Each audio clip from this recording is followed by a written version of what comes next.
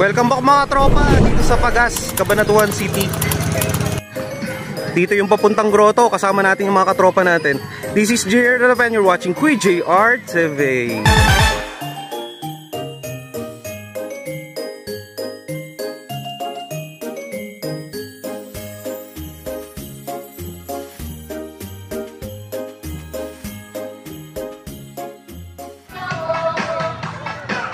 Dito yung akyatan. Noong umakyat ako dyan, binilang ko more than 100 steps din.